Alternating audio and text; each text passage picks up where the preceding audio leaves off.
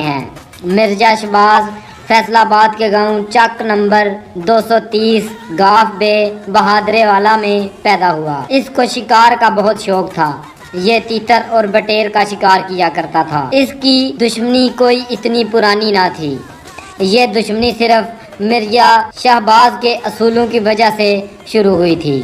مرزا شہباز کی سکھیرا گروپ سے دشمنی کچھ یوں شروع ہوئی کہ ایک دفعہ مخالفین کا ایک آدمی جو کہ سب انسپیکٹر تھا، لڑکیوں کے کالج کے باہر آ کر لڑکیوں کو تنگ کیا کرتا تھا اور یہ اس کا روز کا معمول بن چکا تھا۔ ایک دفعہ مرزا شہباز شکار سے واپس آ رہا تھا تو اس نے سب انسپیکٹر کی یہ حرکت دیکھ لی اور اسے جا کر سمجھایا کہ سب دیاں ماما بہنا سانجیاں ہوندیاں نے، مگر وہ اپنے عہدے کے نشے میں تھا۔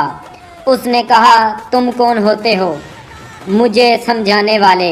میرا جو دل کرے گا میں وہ کروں گا۔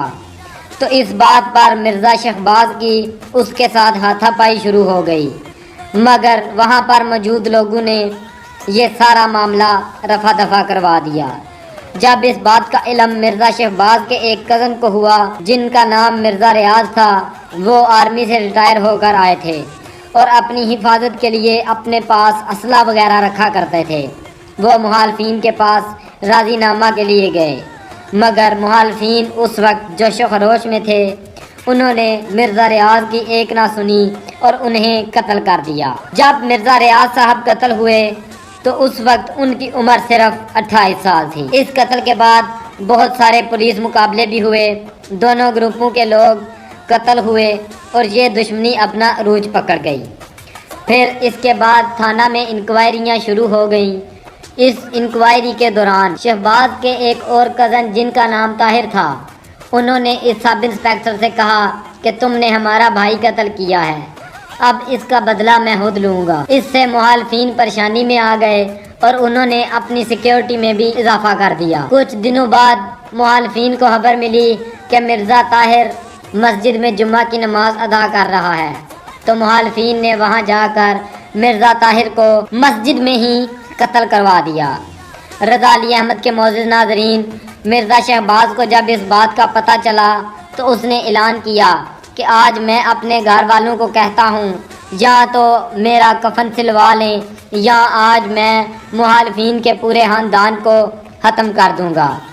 مرزا شہباز نے مخالفین کا وہ آدمی جس نے مرزا ریاض کو قتل کیا تھا اس کو پکڑا اور اس پر تشدد کرنے کے بعد مرزا شہباز نے اسے جیپ کے ساتھ باندھا اور اسے مرزا ریاض کے گھر لے آیا، مگر مرزا ریاض کی بیوی نے کہا، ہمارا تو نقصان جو ہونا تھا وہ ہو گیا ہے، اب ہم اس کا کیا کریں؟ تو مرزا شہباز نے مخالفین کو پیغام دیا، اگر تم لوگوں میں ہمت ہے تو اسے آ کر واپس لے جاؤ۔ یہ سن کر مخالفین وہاں سے نقل مکانی کر گئے اور اسے لینے کوئی نہ آیا، تو مرزا شہباز نے اس کے ٹوکے سے ٹکڑے کیے اور اس کو اکاڑا والی نہر میں پھینک دیا اور آج تک اس انسان کی لاش کا پتہ نہیں چل سکا۔ اس طرح مرزا شہباز نے مرزا ریاض اور مرزا طاہر کے قتل کا بدلہ لیا۔ اس قتل کے بعد مرزا شہباز نے مخالفین کے بہت سارے آدمی مارے اور بہت ساروں کو زخمی بھی کیا۔ مرزا شہباز پر 50 قتلوں کے پرچے درج ہوئے۔